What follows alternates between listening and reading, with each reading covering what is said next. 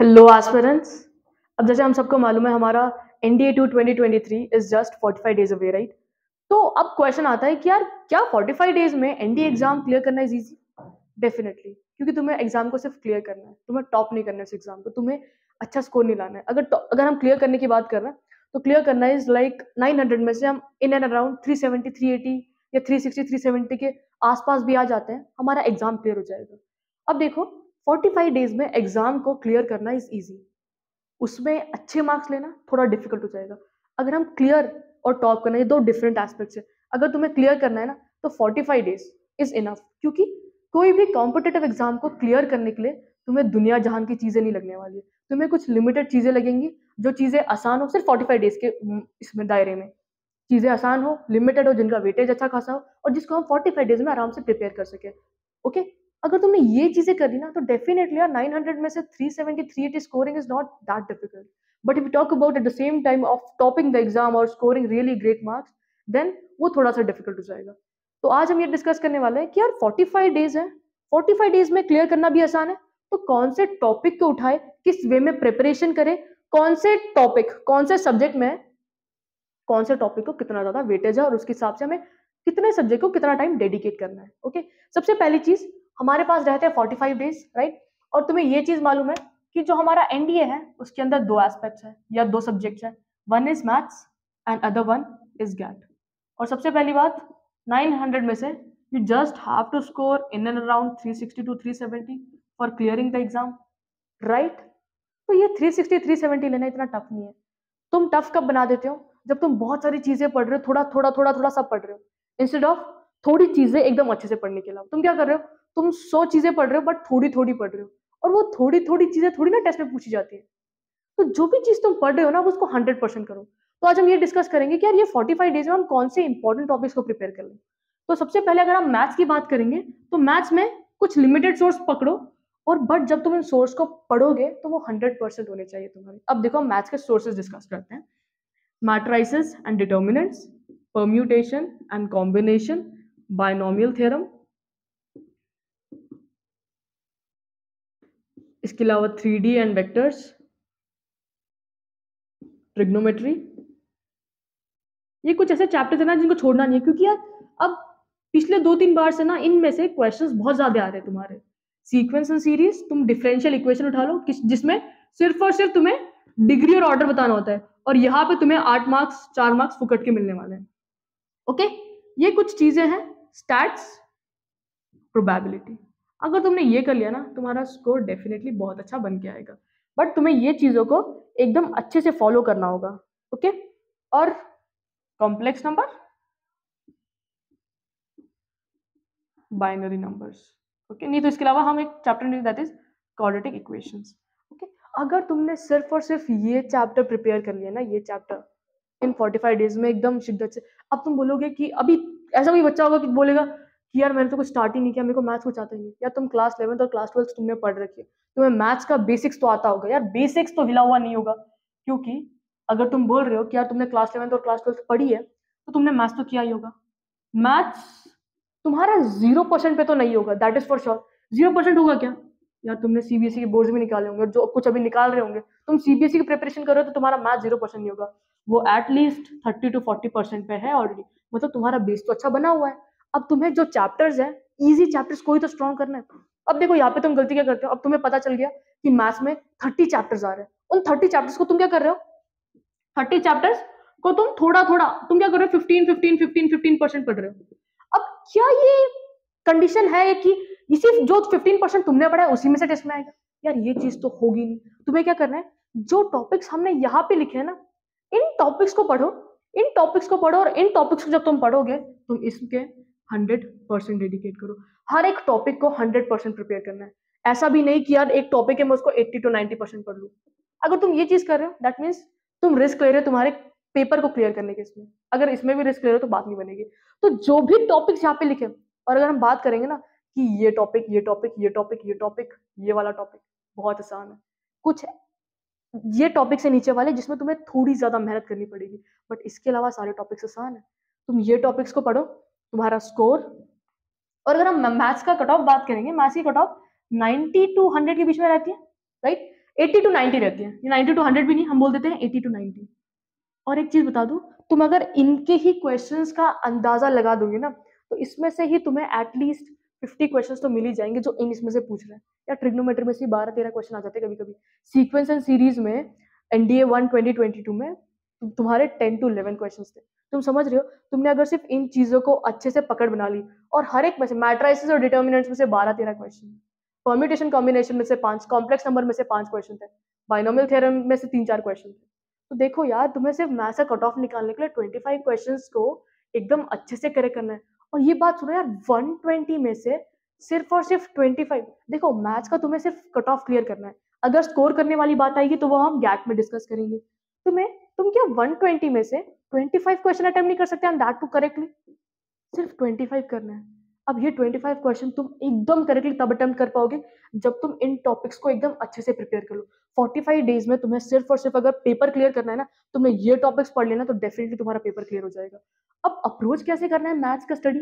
देखो सबसे पहले तुम्हें क्या करना है, अब तुम क्या करो, मैथ्स को रोज 3 आवर्स डेडिकेट करो। मैथ्स को तुम्हारे कैपेबिलिटी के हिसाब से, अगर तुम 2 आवर्स में कर रहे हो वेल एंड गुड, तुम्हें 1 घंटा हो रहा है तो वेल एंड गुड। अब 3 आवर्स में तुम क्या करो, एटलीस्ट तुम्हारा 3 आवर्स होना चाहिए। अब यहाँ पे क्या होना चाहिए, तुम्हारा न्यू कॉन्सेप्ट भी पढ़ना होना चाहिए इसमें, प्लस क्वेश्चन प्रैक्टिस भी होनी चाहिए। ओके, अब तुम ये कॉन्सेप्ट अंडरस्टैंडिंग, कॉन्सेप्ट बिल्डिंग कहाँ से कर सकते हो? कोई भी एक अच्छा यूट्यूब चैनल पकड़ लो जो तुम्हें ये बता दे कि मैथ्स के कौन से बेस्ट स्ट्रॉन्ग चैप्टर्स जो तुम्हारे चैनल्स है, जो तुम्हारे कॉन्सेप्ट को एकदम अच्छे से निखार दे, एकदम अच्छा कर दे। ओके, एंड जिस दिन तुम्हें पता चल गया कि यार इस दिन मेरा ये टॉपिक एकदम कॉन्सेप्ट एकदम क्लियर है, उसी दिन नेक्स्ट टॉपिक में जंप नहीं करना है। तुमने आज कोई टॉपिक सीखा है, उस टॉपिक पे क्वेश्चन सॉल्व करो। जो तुम्हारे 3000 प्लस एमसीक्यूज वाली बुक है, उसके अंदर से तुम क्वेश्चंस को सॉल्व करना चालू कर दो। लेवल 1 लेवल 2 सारे क्वेश्चन लगा लो। क्योंकि क्या होगा, जब तुम कॉन्सेप्ट समझ रहे हो, तुम्हें समझ आ रहा है देख के, तुम उधर प्रैक्टिस कर रहे हो, बट क्या होता है कि जब हम एक्स्ट्रा क्वेश्चन प्रैक्टिस नहीं करते, वो चीजें हमारे दिमाग से निकल जाती है। तो इट्स बेटर कि तुम क्वेश्चन जो भी तुम्हारे पास, जो भी बुक है, दिशा है तुम्हारे पास, अरिहंत है, उसमें जाओ, उनमें से क्वेश्चन प्रैक्टिस करो। और जितना क्वेश्चन तुम्हारा प्रैक्टिस होगा, तुम्हारा अंडरस्टैंडिंग, तुम्हारा कॉन्सेप्ट बिल्डिंग उतना स्ट्रांग होगा। तो मैथ्स के लिए एटलीस्ट तुम 3 आवर्स दो। 3 आवर्स से ज्यादा देने की जरूरत नहीं है। 1 आवर तुम पूरा कॉन्सेप्ट बिल्डिंग में लगाओ, 2 आवर्स तुम बस और बस प्रैक्टिस करो क्वेश्चन, PYQs, जो भी मॉक्स आ रहे हैं, ये आ रहे हैं, वो आ रहे हैं, उनमें से बस तुम क्वेश्चन प्रैक्टिस करना है। और ये कुछ चैप्टर्स है जो तुम्हें एकदम शिद्दत से, इन चैप्टर्स में से तुम 1% का भी चूक नहीं कर सकते। अगर प्रिपेयर कर रहे हो तो इसको कंप्लीटली 100% प्रिपेयर करना। ओके, अब इसके अलावा हमारी बात आती है गैट की। अब देखो यहाँ पे मैथ्स में स्कोर करना इज डिफिकल्ट, बट गैट में स्कोर करना इज उतना ही आसान। अगर हम गैट की बात करेंगे तो गैट में स्कोर करना इज वेरी इजी। अब देखो, जहां पे तुम्हारे मैथ्स में 120 क्वेश्चन होता है 2.5 मार्क्स के लिए, तो यहाँ पे थोड़ा सा डिफिकल्ट हो जाता है। बट गैट में तुम्हारे कितने 150 क्वेश्चन होते हैं, हर एक क्वेश्चन 4 मार्क्स के लिए, और यहाँ पे हर एक क्वेश्चन 2.5 मार्क्स के लिए, राइट? अब अगर हम बात करेंगे गैट कितने मार्क्स के लिए होता है, गैट होता है हमारा टोटल 600 मार्क्स का। और 600 में से जो 400 वाला पोर्शन है ना, 400, वो बस 2 सब्जेक्ट में लाई करता है, बस 2 सब्जेक्ट में, that is science and English. अगर तुमने इन दोनों चीजों पे पकड़ बना ली ना, तो यही से तुम 250 260 ले लोगे, 250 260 स्कोर कर लोगे।